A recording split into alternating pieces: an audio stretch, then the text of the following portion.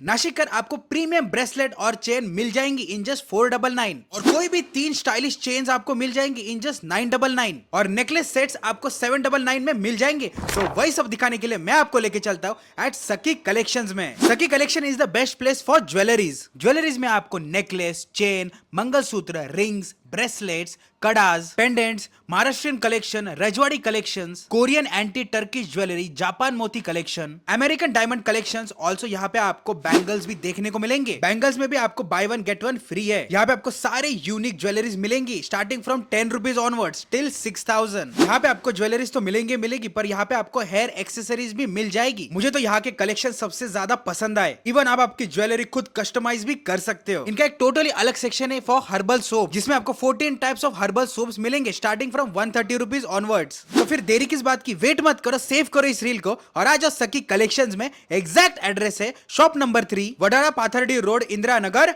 Nashik.